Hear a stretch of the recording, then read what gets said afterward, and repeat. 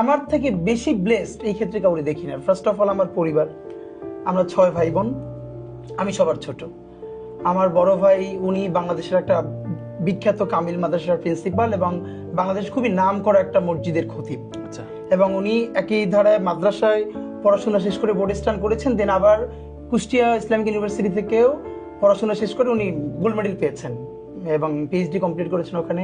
আমার পরের ভাই সেও জগন্নাথ ইউনিভার্সিটি থেকে ফার্স্ট ক্লাস ফার্স্ট। আমার বোন সে টিচার, ও সেও ইন্টারে মাদ্রাসায় সারা বাংলাদেশে মেয়েদের মধ্যে ফার্স্ট হয়েছিল। আমার আব্বা ছিলেন আমার কমিউনিটির, আমার জেলার খুবই সম্মানিত একজন আলেম। আচ্ছা। আমাদের ভালো লাগার যেটা হলো, আমরা সবসময় বলি যে আমার আব্বা হচ্ছে শরীফ মাওলানা আব্দুল হাদি, আমার পুরো উপজেলা হাদি হুজুর বললেই সবাই চেনে।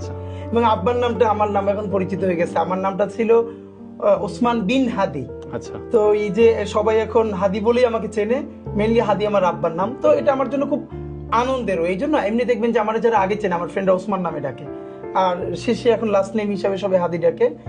মানে এই জন্য বলা যে এই ইনসাফের যে ধারণাটা এবং যা মুখে বলি সেটারে ধারণ করা, বা যা ধারণ করি সেটা কোনো ভয়ভীতি ছাড়া বলে ফেলায়, পুরো জার্নিটা আমাদের আমার আব্বার কাছ থেকে এসেছে। আচ্ছা।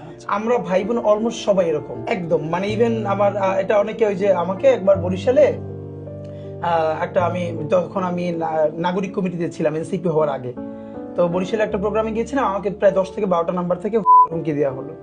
আমার পরিবারের সব মেয়েরা কিন্তু একদমই নিকাব করে, হিজাব করে, আবার প্যারালালি তারা ইউনিভার্সিটিতেও পড়াশোনা করে।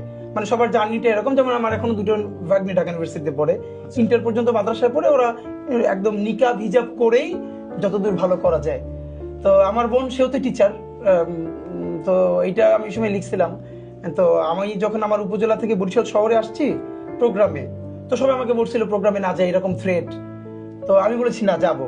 তা আমার বোন একটা বড় বাংলা দা বাসা থেকে নিয়ে ব্যাগের মধ্যে সে আমাকে নিয়ে বরিশাল চলে আসছে।